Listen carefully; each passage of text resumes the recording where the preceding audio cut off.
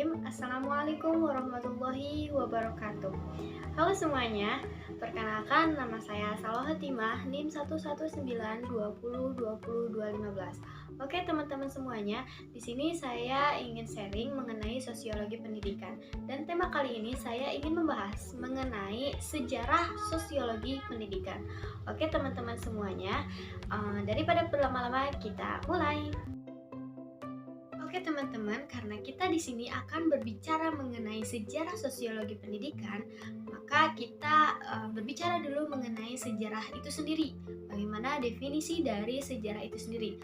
Oke, yang pertama, sejarah itu berasal dari bahasa Yunani, yakni historia, yang artinya pengetahuan yang diperoleh dari penelitian di masa lalu atau masa lampau. Nah, kalau menurut KBBI atau Kamus Besar Bahasa Indonesia, diartikan bahwa sejarah ini adalah suatu pengetahuan atau uraian tentang peristiwa dan kejadian-kejadian yang benar-benar terjadi di masa lalu. Jadi dapat kita simpulkan bahwa sejarah itu adalah suatu peristiwa yang terjadi di masa lalu. Oke? Selanjutnya kita berbicara mengenai sosiologi pendidikannya.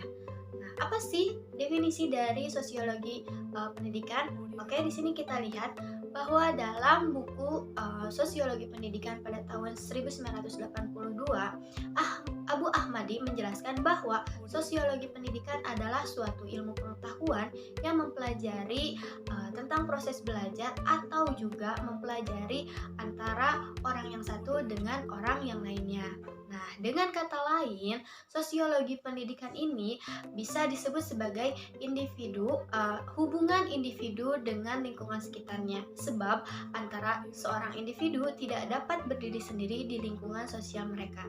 Oke, kita simpulkan bahwa sosiologi pendidikan ini adalah suatu ilmu yang dipelajari di suatu pendidikan mengenai sosial antara individu dengan individu atau misalnya individu dengan kelompok maupun kelompok dengan kelompok.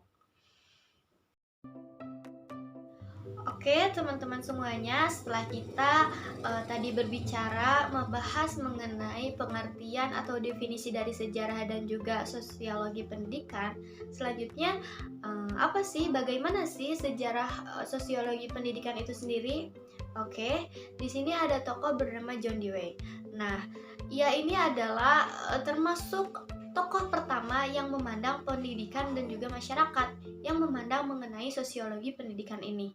Nah, berawal dari keresahan John Dewey atau yang melihat betapa kecilnya atau bahkan tidak ada sama sekali peranan penyiapan anak didik yang dilakukan lembaga-lembaga pendidikan supaya peserta didik ini bisa menyadari masyarakat baru yang sedang tumbuh di sekitarnya. Nah, atas dasar itu, John Dewey bermaksud untuk memperbaikinya. Nah, John Dewey ini berupaya mengembangkan pengalaman belajar di sekolah ataupun di kelas sebagai suatu bentuk kehidupan yang bisa menumbuhkan semangat sosial. Jadi teman-teman, bermula dari John Dewey yang merasa betapa kecilnya dan juga bahkan tidak ada peranan pendidikan ini dalam masyarakat. Karena mau tidak mau, seorang peserta didik atau seorang siswa ini akan kembali lagi kepada masyarakatnya. Mereka berasal dari masyarakat, pergi belajar ke sekolah menjadi peserta didik, dan mereka akan kembali lagi ke masyarakat. Nah, daripada itu, maka butuh atau harus adanya peranan sekolah untuk memberikan sosiologi pendidikan ini. Nah, atas dasar itu, John Dewey lah yang bermaksud untuk memperbaikinya. Nah, memperbaikinya dengan cara apa? Nah, John Dewey ini berupaya mengembangkan pengalaman belajar di kelas dan di sekolah dengan suatu bentuk pembelajaran yang menumbuhkan semangat sosial. Nah, contohnya apa sih? Contohnya, misalnya dengan bergotong royong, seperti itu. Nah, dengan hal-hal yang seperti ini, maka akan tumbuh semangat sosial yang dimiliki oleh peserta didik itu sendiri. Nah, untuk itu beberapa upaya persekolahan ini menjadi lebih dekat hubungannya, baik itu dengan lingkungan rumah, mau itu dengan peserta didiknya itu sendiri, ataupun bahkan sampai ke lingkungan masyarakat. Nah, itu sejarahnya dari tokoh John Dewey. Nah, Dengan kata lain, pelopor sosiologi pendidikan ini adalah John Dewey yang bukunya berjudul School on Society yang terbit pada tahun 1899. Nah, dalam mana beliau ini menekankan dalam bukunya mengenai sekolah sebagai institusi sosial. Nah, pada waktu itu juga beberapa ahli ilmu, pendidikan, dan sosiologi menekankan pentingnya peranan sosial bagi pendidikan. Nah, kemudian diikuti oleh tokoh-tokoh lain seperti Elvin Good dan juga lain-lain. Mereka juga mempersoalkan pentingnya hubungan pendidikan dengan pengalaman anak dalam keluarga dan masyarakat. Nah, dengan lalu yang itu, kemudian John Dewey juga menerbitkan buku yang kedua yang berjudul Democracy and Education pada tahun 1916. Nah, si buku ini tuh lebih mendorong timbulnya sosiologi pendidikan itu sendiri. Oke teman-teman, selanjutnya karena barusan kita sudah membahas tentang sejarahnya sosiologi pendidikan, selanjutnya tentang perkembangan sosiologi pendidikannya. Nah, pada tahun 1910, sosiologi pendidikan ini dikembangkan oleh tokoh yang bernama Henry Suzzalo. Mohon maaf apabila ada salah pengucapan kata. Nah, di Teacher College, University Columbia. Nah, selanjutnya pada tahun 1917 terbitlah buku sosiologi pendidikan yang pertama kali karya Walter R. Smith dengan judul Introduction to Educational Sociology.